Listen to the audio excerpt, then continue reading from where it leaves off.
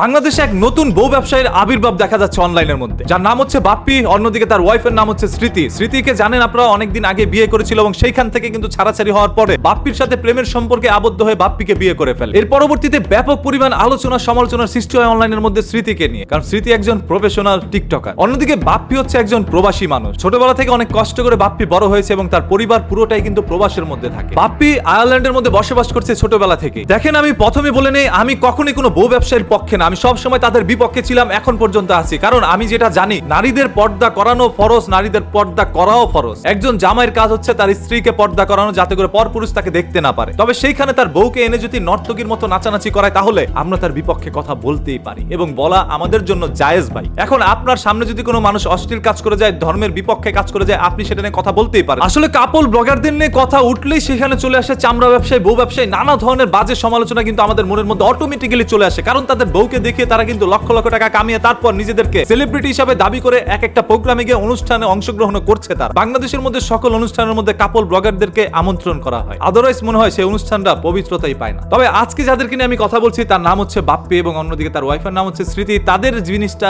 একটু ভিন্ন। আমি জানি না স্মৃতির জীবনী অত একটা, তবে বাপ্পির মুখ থেকে আমি যতটুকু কথা শুনছি, সেটার কারণে আজকে বাপ্পির পক্ষে আমার যেতেই হচ্ছে। এই ছেলেটা একটি মেয়েকে কত ভালোবাসতে পারে, যেটার প্রমাণ প্রত্যেকটা ভিডিওর মধ্যে আমরা পাচ্ছি। তার ওয়াইফ যেইভাবে বলছে সেটাই কিন্তু তিনি করছে। বাপ্পি জানতো এই স্মৃতির অতীতে বিয়ে হয়েছে, তারপরও স্মৃতিকে বিয়ে করার জন্য বাপ্পি পাগল হয়ে গিয়েছিল। এক পর্যায়ে স্মৃতিকে তিনি বিয়ে করে ফেলেন। এরপরে অসংখ্য ভিডিও তাদের ভাইরাল হয়, যেখানে দেখা যাচ্ছিল তারা অনলাইনের মধ্যে সরাসরি ভিডিও কলে কথা বলছিল। সেখানে তাদের ভালোবাসার মুহূর্তগুলো মানুষ অ্যাকসেপ্ট করে নেয়। পরবর্তীতে স্মৃতির বার্থডের মধ্যে বাপ্পি সরাসরি আয়ারল্যান্ড থেকে বাংলাদেশের মধ্যে চলে আসে তাকে উইশ করানোর জন্য। সেই আয়োজনটাও ছিল একেবারে অমায়িক। ওরে সুন্দর ভালোবাসা আসলে আমাদের দৃষ্টি আকর্ষণ করেছে। মানুষ মানুষকে কতটা ভালোবাসতে পারে সেটা হয়তো বা বাপ্পির কাছ থেকে একটু হইলেও শেখা যায়। যে ওর মধ্যে কোনো অনুশোচনা নেই যে আগে কি হয়েছে না হয়েছে সেটা নিয়ে কোনো ধরনের চিন্তা ভাবনা, বর্তমান ভবিষ্যৎ নিয়ে তিনি চিন্তা করে যাচ্ছে। হ্যাঁ, এটাই প্রত্যেকটা ছেলে এবং প্রত্যেকটা মেয়ের ক্ষেত্রে প্রযোজ্য। ধরেন, একটি মেয়ে আগে কতগুলো প্রেম করেছে, কয়টা বিয়ে করেছে, সেটা বড় কথা নয়। আপনার সাথে সম্পর্ক হওয়ার পরে কার সাথে কি করছে সেটা হচ্ছে বড় কথা। আর স্মৃতিও কিন্তু এটা মেনে নিয়েছে যে এটা ওনার সৌভাগ্য যে এরকম একটা জামাই পেয়েছে।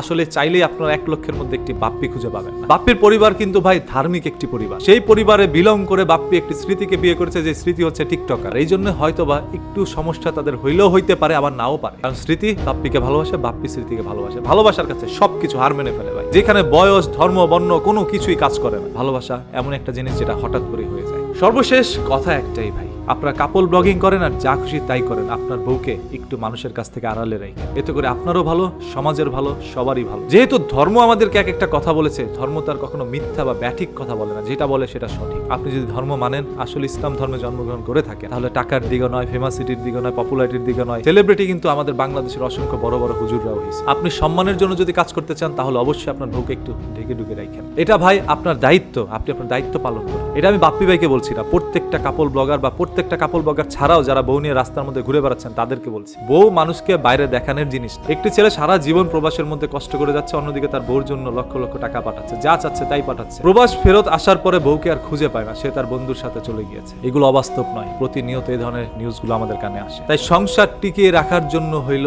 বউকে পর্দা করা, আর এই জন্য আল্লাহ তাআলা এটাকে ফরজ করেছে। বিয়ের পর সম্পূর্ণ দায়ভার আপনার।